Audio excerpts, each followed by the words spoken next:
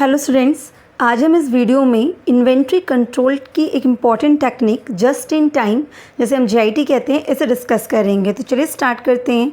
सबसे पहले हम देखेंगे कि जस्ट इन टाइम का मतलब क्या होता है।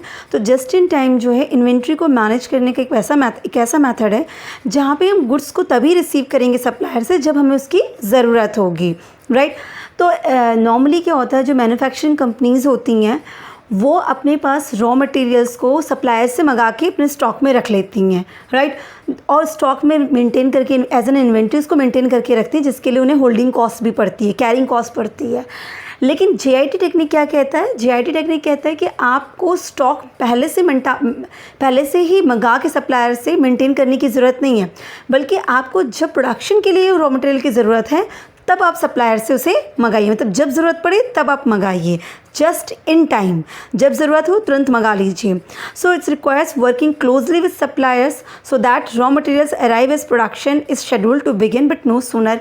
तो इसके लिए ज़रूरी क्या हो जाता है कि आपके सप्लायर से टाई अप अच्छा हो, क्लोज रिलेशंस हो, कि जैसे ही आपको ज़रूरत पड़े आप सप्लायर को इन्फॉर्म करें और सप्लायर आपको आपका रॉ मटेरियल पहुंचा दे। मतलब प्रोडक्शन शुरू होना है, आपका रॉ मटेरियल के पास पहुंच जाए। ऐसा नहीं कि आप पहले से मंगा के अपने स्टॉक में रखे रहिए और फिर जब ज़रूरत पड़ेगी, जब प्रोडक्शन शुरू होगा तब आप काम करिए। तो जस्ट इन टाइम सिंपल सा है, उनका ये कहना होता है कि आप रॉ मटेरियल्स को सप्लायर से तभी मंगाइए, स्टॉक तभी मंगाइए जब आपको प्रोडक्शन करना हो, जब मैन्युफैक्चरिंग में उसकी रिक्वायरमेंट हो। रॉ मटेरियल आया, प्रोडक्शन स्टार्ट। ऐसा नहीं कि आप रॉ मटेरियल को पहले से ही मेंटेन करके रखिए। That is just in time. तो the main objective of this method is to reduce the inventory holding cost and increase the inventory turnover. तो इस मेथड का जो मेन ऑब्जेक्टिव था वो ये था कि जो इन्वेंट्रीज़ को, स्टॉक्स को होल्ड करके रखने की कॉस्ट आती है, होल्डिंग कॉस्ट, ये हम जिसे कैरिंग कॉस्ट कहते हैं, उसको कैरी करके रखना, उसे होल्ड करके रखना, उसको स्टोर करके रखने का जो खर्चा हमें आता है, उस कॉस्ट को क्या किया जा सके, कम किया जा सके। इसीलिए ये टेक्निक अपनाई गई, इस मेथड को यूज़ किया जाता है। और इससे क्या होता है, इन्वेंट्री का टर्नओवर इंक्रीज़ किया जाए। मतलब कि आपको जब ज़रूरत हो, इन्वेंट्री का टर्नओवर का मतलब बार बार आना, इन्वेंट्रीज़ का स्टॉक का आना। तो जैसे जैसे उसकी रिक्वायरमेंट हो वैसे वैसे वो बार बार आती रहेगी। तो इन्वेंट्री टर्नओवर को इंक्रीज़ करना और होल्डिंग कॉस्ट को या फिर कैरिंग कॉस्ट को रिड्यूस करना ही इसका मेन ऑब्जेक्टिव था जस्ट इन टाइम का, राइट। तो इसके एक एग्जांपल के तौर से समझिए कि जैसे किन जगहों पे जीआईटी यूज़ की जाती है। तो जैसे अगर कोई कंपनी है वो होम फर्नीचर को सेल करती है, पर वो होम फर्नीचर्स बनाती नहीं है, लाइक बेड है, सोफ़ा है ना, ये फर्नीचर्स हम क्या करते हैं, हमारी जो कंपनी है वो जब भी कस्टमर हमारे सामने आता है हम उसको दे देते हैं। हम इसको मैन्युफैक्चर करके अपने यहाँ पे नहीं रखते हैं, बल्कि हम उसे आउटसोर्स करते हैं। हम मंगाते हैं और जब कस्टमर को चाहिए होता है हम उसे सेल कर देते हैं। तो यहाँ पे क्या हो रहा है, यहाँ पे रिक्वायरमेंट आ रही है तो हम उसे सेल कर रहे हैं, हम उसे बना रहे हैं। Will order the furniture from the manufacturer when a customer makes a purchase. तो हम अपने मैन्युफैक्चरर को कब ऑर्डर देंगे, जब हमारे पास कस्टमर आ जाएगा कि उसे एक सोफ़ा या उसको बेड चाहिए, तो उसे 2 दिन 1 दिन का टाइम रहेगा, उतनी देर में मैन्युफैक्चर से मंगा के तुरंत काम उसको डिलीवर कर देंगे। हम यहाँ पे बना के रख के ऐसे नहीं काम करेंगे। तो ये क्या हो गया, जीआईटी हो गया। जूस शॉप हो गई। आप जाते हैं, आप बोलेंगे आपको मैंगो जूस पीना है, तो वो तुरंत आपको तैयार करके प्रोवाइड कर देंगे। तो ये क्या है, जस्ट इन टाइम है। होटल में आप जाते हैं, रेस्टोरेंट में आप जाते हैं, आपको खाना खाना है, आपने ऑर्डर दिया, आपके ऑर्डर पे वो बनके तैयार हो गया, पहले से बना के नहीं रखा जाएगा। तो इस तरह की टेक्निक को ही जीआईटी कहते हैं, जस्ट इन टाइम। आप मटेरियल्स को, आप अपने चीज़ों को पहले से ही रखेंगे नहीं, बल्कि आपको जब ज़रूरत होगी तब आप सप्लायर को ऑर्डर देके उसको मंगा लेंगे। तो ये जस्ट इन टाइम टेक्निक होती है। इससे क्या होता है, इन्वेंट्री को हैंडल करने की ज़रूरत नहीं होती है। आपको इन्वेंट्री के लिए जितनी भी प्रॉब्लम्स फेस करनी होती है वो सारी प्रॉब्लम से आपको रिलैक्सेशन हो गई। आपको कोई ज़रूरत नहीं है गोदाउन का रेंट देने की, आपको कोई ज़रूरत नहीं है स्टोरेज को ऑब्सोलेंस वगैरह का, कि माल पुराना हो गया, पड़े पड़े ख़राब हो रहा। तो इस तरह की ऑब्सोलेंस वगैरह की जो प्रॉब्लम्स थी उन सब से आपको छुट्टी मिल जाती है जीआईटी में। अब हम बात करते हैं इसको और क्या कहा जाता है। तो दैट इज़ ऑल्सो कॉल्ड है हैंड टू माउथ अप्रोच। क्यों कहा जाता है, मतलब जब भूख लगी है तो आपने खाना खाया, इस तरह की टेक्निक इसको यूज़ की जाती है। सो ये बेसिकली जापानीज़ बिजनेस में ज़्यादा यूज़ किया गया था और ये ओरिजिनेट हुआ था वर्ल्ड वॉर सेकेंड के टाइम में बाय इट्स डिफेंस इंडस्ट्री में वहाँ था कि जब वॉर के टाइम पे जब ज़रूरत पड़ी तुरंत वो मैन्युफैक्चर हुआ, पहुँच गया। इस तरह की कहानी है। तो it was first developed the perfected with in the Toyota manufacturing plants by Taichi Ohno as a means of meeting consumer demands with minimum delays। तो यहाँ ये टोयोटो मैन्युफैक्चरिंग प्लांट्स के थ्रू टोयोटो कंपनी ने इसका सबसे पहले इस्तेमाल किया था और उन्होंने मिनिमम डिले में बहुत कम टाइम पीरियड में कंज्यूमर्स के डिमांड्स को फुलफिल कर दिया, जैसे उनको ज़रूरत पड़ी तुरंत मैन्युफैक्चर किया, तुरंत प्रोवाइड कर दिया, right. It just like a kaizen, Japanese term है काइजेन, वहीं से ये JIT आया है, राइट। तो काइजेन टेक्निक भी ये चीज़ होती है। अब इसके फीचर्स की बात करते हैं, तो जब फीचर्स की बात करते हैं इसमें क्या क्या कैरेक्टरिस्टिक्स हैं। तो goods are delivered by the supplier just in time to be used in production process. तो गुड्स सप्लायर्स के थ्रू तभी डिलीवर किया जाएगा जब उसको प्रोडक्शन प्रोसेस में यूज़ होना होगा, जस्ट इन टाइम। अभी यूज़ करना तुरंत आपके पास जो रॉ मटेरियल्स हैं, वो इनपुट्स हैं, वो पहुँच जाएंगे।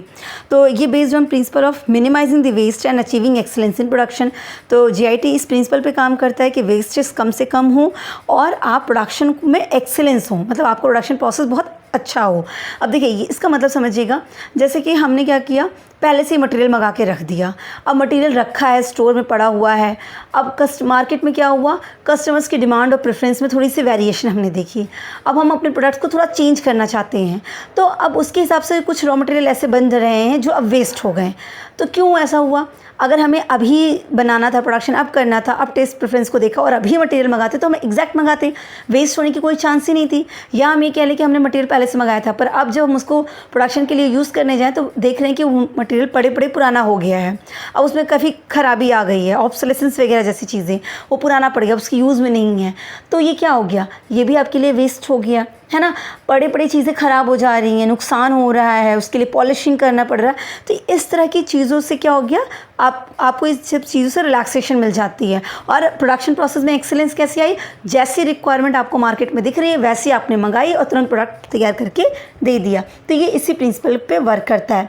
Targets minimizing stock holding cost, इसका मेन टारगेट होता है कि स्टॉक को होल्ड करने का जो खर्चा आता है वो मिनिमाइज़ किया जा सके। स्टॉक को मेंटेन करना, कोल्ड स्टोरेज में रखना है, कोल्ड स्टोरेज की फ़ीस देना, गोदाम में रखना है, गोदाम की फ़ीस देना, गोदाम का रेंट पे करना है, उस कोल्ड स्टोरेज का चार्जेस देना है। उसके अलावा जो वहाँ पे आपके प्यून वगैरह वर्क कर रहे हैं या आपके जो भी वहाँ पे एम्प्लॉयज़ वर्क कर रहे हैं उसको मेंटेन करने के लिए उनके चार्जेस पे करना, उनकी सैलरी पे करना, वो सारे क्या है, होल्डिंग कॉस्ट हैं। सबको मेंटेन करके रखने के लिए जो मेंटेनेंस कॉस्ट जा रही है सब क्या है, होल्डिंग कॉस्ट है। अगर हम स्टॉक ना रखते तो हमें ये सारे खर्चे पड़ते ही नहीं हमारे पे।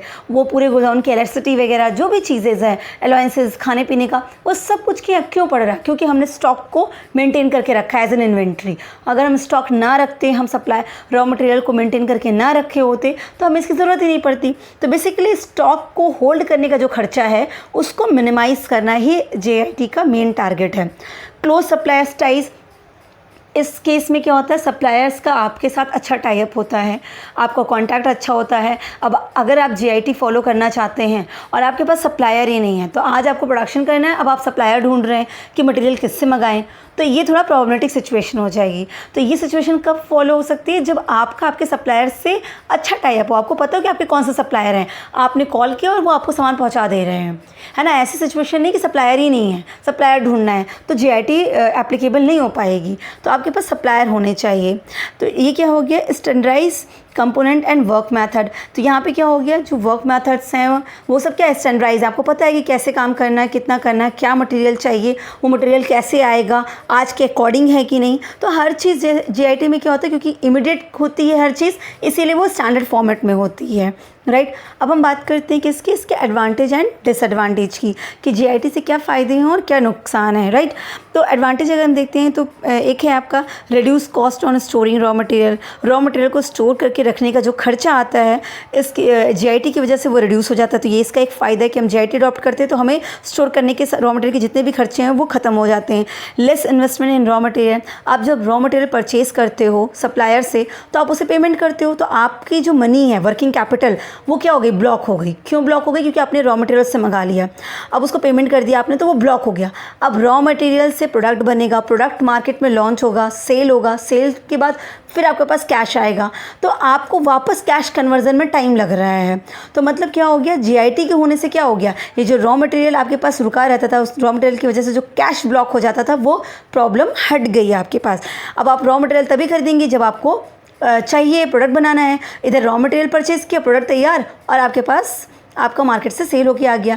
अदरवाइज़ क्या होता था, रॉ मटेरियल पड़े बहुत टाइम लग जाता था, क्लोजिंग स्टॉक के नाम पे आपका बहुत टाइम तक इनपुट्स पड़े रह जाते थे, वो next year to next year use हो रहे होते हैं, तो इससे क्या होता है, मनी ब्लॉक रहती है। तो ये चीज़ जो है आपके लिए ईजी होती है। आपको वर्किंग कैपिटल की ज़्यादा ज़रूरत नहीं है स्टॉक मेंटेन करने की। जितना प्रोडक्शन करना, जितना रॉ मटेरियल चाहिए तुरंत खरीदा, यूज़, काम ख़त्म। कोई क्लोजिंग स्टॉक का ज़रूरत ही नहीं है, आपको कोई मेंटेन करके रखने की ज़रूरत ही नहीं है। Eliminates lead time. Eliminates lead time का क्या मतलब हो गया? लीड टाइम क्या होता है? लीड टाइम मतलब आप एक बार जब ऑर्डर प्लेस करते हैं और आपको जो डिलीवरी मिलती है प्रोडक्ट की, तो उसके बीच के टाइम पीरियड को, टाइम गैप को हम लीड टाइम कहते हैं। तो इट्स एलिमिनेट लीड टाइम। आप ऑर्डर करो, फिर सामान आता है 15 दिन 10 दिन के बाद, उसके बाद उसको आप यूज़ करेंगे, तो ये जो टाइम गैप है ना वो ख़त्म है, इसकी ज़रूरत ही नहीं है। आपको, आपके सप्लायर को पता है कि इन्होंने ऑर्डर किया, इसका मतलब इनको 2 दिन के अंदर सामान चाहिए, इनको प्रोडक्शन करना है, या 1 दिन में सामान चाहिए, तो उस हिसाब से वो तुरंत ऑर्डर आपको प्लेस कर देंगे। तो ये जो लीड टाइम गैप जो लगता था आपके ऑर्डर में और सामान के आने में, आपके यूज़ करने में, वो जो इन सब की चीज़ों के बीच का टाइम गैप था वो पूरी तरीके से ख़त्म हो गया है। इसके अलावा क्या एडवांटेज है? Speed up manufacturing process as materials available readily. आप मैन्युफैक्चरिंग प्रोसेस को स्पीड अप कर सकते हैं। क्यों? क्योंकि आपको जब मैन्युफैक्चरिंग करनी है आपके पास एकदम स्टैंडर्डाइज प्रोडक्ट अवेलेबल है, इनपुट्स अवेलेबल है, आप तुरंत मैन्युफैक्चरिंग कंप्लीट कर सकते हो अपनी। तो क्या होता है? आपका स्पीड अप हो जाता है, आपके पास किसी चीज़ की शॉर्टेज नहीं रहती है। Help in shorter productions run, right. तो ये क्या होता है कि अगर आपको छोटा मोटा प्रोडक्शंस करना होता है, स्मॉल प्रोडक्शंस है, उसको प्रोसेस को रन कराना, तो उसके लिए बहुत ईजी हो जाता है। कम चीज़ें चाहिए, तुरंत मंगाया, तुरंत काम हो गया, ना उसको स्टोर करना, ना बाकी एम्प्लॉयज़ का खर्चा, कोई भी खर्चा नहीं लगेगा। तो शॉर्टर प्रोडक्शंस रन के लिए बहुत हेल्पफुल हो जाता है। एलिमिनेट वेस्टेज, ये बहुत तरह के वेस्टेजेस को एलिमिनेट कर देता है JIT। लाइक आपका टाइम की बचत हो जाती है। आपको पहले से सब प्लानिंग करके काफ़ी टाइम तक मेंटेन करना, ये सब ज़रूरत ही नहीं है आपको। इन्वेंट्रीज़ मेंटेन करने की ज़रूरत नहीं है। ट्रांसपोर्टेशन का खर्चा जो आपका था, आपको साल भर का सामान मंगाना है, तो आप साल भर के लिए रॉ मटेरियल मंगा के रख रहे हैं, तो उसके लिए उतना हैवी ट्रांसपोर्टेशन कॉस्ट आप पे करें, वो सब ज़रूरत ही नहीं है। अभी कितना प्रोडक्शन करना है, आपने उतना प्रोडक्शन के लिए रॉ मटेरियल मंगाया, आ गया, काम ख़त्म है। तो ट्रांसपोर्टेशन वगैरह और बाकी खर्चे क्या हो जाते हैं? बिल्कुल मिनिमम हो जाते हैं, राइट। तो ये क्या है? एडवांटेज है JIT का। इसके अलावा इसके डिसएडवांटेज क्या होते हैं? इससे नुकसान भी है JIT से। सो क्या क्या हैं? Lead to potential supply chain destructions. इसकी वजह से जो सप्लाई चेन है आपका वो डिस्टर्ब हो जाती है। आप मैन्युफैक्चरर्स जो होते हैं वो होलसेलर को, रिटेलर्स का, इस तरह से जो पूरा एक चेन चलता है कि मतलब कैसे कैसे प्रोडक्ट्स एक दूसरे के पास पहुंचता है, वो पूरा डिस्ट्रैक्ट हो जाता है। तो ये इसकी वजह से भी ये पूरा प्रॉब्लम आती है। Manufacturers have no margin to make errors. जो मैन्युफैक्चरर्स हैं उनके पास कोई चांस ही नहीं बचती कि उनसे कोई गलती हो सके, क्योंकि अगर आपने इधर एक भी गलती की, मतलब आपने अगर एस्टिमेशन में गलती कर दी कि इस चीज़ को मैन्युफैक्चर करने के लिए इतना रॉ मटेरियल चाहिए, अब आपने एज्यूम किया कि इतना रॉ मटेरियल चाहिए, आपने उतना ही ऑर्डर दिया होगा और आएगा भी सिर्फ उतना ही, और प्रोडक्शन में अगर आपने ये एरर कर दी तो अगर कम मंगा लिया, तो बट ऑब्वियस सी बात है क्या हो गया? आपका प्रोडक्शन प्रोसेस एडवर्सली इफेक्ट कर गया। अब आप मैन्युफैक्चरिंग नहीं हो पाएगी आपकी। तो ये सब क्या हो गया कि आपके पास कोई चांस नहीं कि आप कोई भी गलती करो। ये बिल्कुल एक्यूरेट चीज़ें होनी चाहिए, क्योंकि आपके पास कोई मार्जिन है ही नहीं है। ना आप इन्वेंट्रीज़ का मार्जिन लेके चल रहे हो, ना आप टाइम का मार्जिन लेके चल रहे हो। आप जस्ट इन टाइम हो, जब ज़रूरत पड़ी तुरंत मंगाया। तो ना तो स्टॉक एक्स्ट्रा मंगा के रख रहे हो और ना ही टाइम गैप है आपके पास कि आप दोबारा से ऑर्डर कर लो। आपको ज़रूरत थी, आपने मंगाया, तो इसीलिए कोई एरर का चांस रह ही नहीं जाता है। आपसे गलती हुई, इसका मतलब सब कुछ प्रॉब्लम में आ जाएगा। Unable to meet any unexpected order from the customers. आप जब JIT पे रहते हो कि आपको जितनी ज़रूरत है उतना मंगाया और काम करके दे दिया, तो अगर अचानक से कुछ डिमांड्स बढ़ गई, अनएक्सपेक्टेड कस्टमर्स आ गए आपके पास, उनकी डिमांड बढ़ गई, तो आप उसके लिए रेडी नहीं होंगे ना, क्योंकि आपके पास स्टॉक ही नहीं होगा, आपके पास इनपुट्स ही नहीं होंगे। आप तो मंगाते उतना जितना आपने एस्टिमेट करके रखा था। आप ऐसा नहीं कर सकते हो कि आप एक्स्ट्रा मंगा लो, या कोई इमरजेंसी सिचुएशन आ, जैसे कोविड का केस था, कोविड अचानक से आना शुरू हुआ, तो जो प्रोडक्शन हो रहा था, जितने लोग ने रॉ मटेरियल रखा था तब तक तो प्रोडक्शन आराम से यूज़ किया, उसके बाद उनको मटेरियल मंगाने में या प्रॉब्लम आने लगी, या उनको एक टाइम मिल गया कि ठीक है कोविड आ गया है, हमारा प्रोडक्शन चल रहा है, अभी तक तो हमारे पास इतने तक का टाइम पीरियड का मटेरियल है ही है, इतने टाइम पीरियड में हम कुछ सोच लेंगे। तो आपने उतना जुगाड़ कर लिया और तरीके अपना लिए, और जब तक आपको ज़रूरत पड़ती है तब तक के लिए आपके पास रॉ मटेरियल आने की व्यवस्था हो गया, है ना। लेकिन अगर आप JIT में होते और कोविड आता तो आज आपने मंगाया था, काम ख़त्म है, अब आपसे कल से लॉकडाउन लग गया, तो आपका कल ही से प्रोसेस बंद, मैन्युफैक्चरिंग बंद, तो आप किसी भी इमरजेंसी सिचुएशन के लिए रेडी नहीं रहेंगे। अनएक्सपेक्टेड कस्टमर डिमांड ही नहीं, कोई भी अनएक्सपेक्टेड सिचुएशंस के लिए अगर आप JIT फॉलो करते हैं तो आप रेडी नहीं रह सकते हैं, क्योंकि आप इमीडिएट काम कर रहे होते हैं, राइट। और कोई चांस नहीं है आपको रीनेगोशिएशन का, क्योंकि जैसे कस्टमर ने आपको ऑर्डर दे दिया, आपने उसी के अकॉर्डिंग मंगा के काम कर दिया। आप कस्टमर उसमें चेंज करना चाहता है या आप उसमें कोई चेंज करना चाहते हैं, तो वेरिएशंस का, नेगोशिएशंस का कोई चांस ही नहीं है, क्योंकि एक बार जो हो गया है ना। आपने तुरंत काम किया, तुरंत मंगाया, अब आपको दोबारा के लिए दोबारा चीज़ें सोचनी पड़ जाएंगी। तो ये जो है GIT के डिसएडवांटेज हैं, इसको काइजन टेक्निक भी कहते हैं। सो आई होप आपको GIT पूरी तरीके से क्लियर हुआ होगा। Wish you all the best. Thank you so much.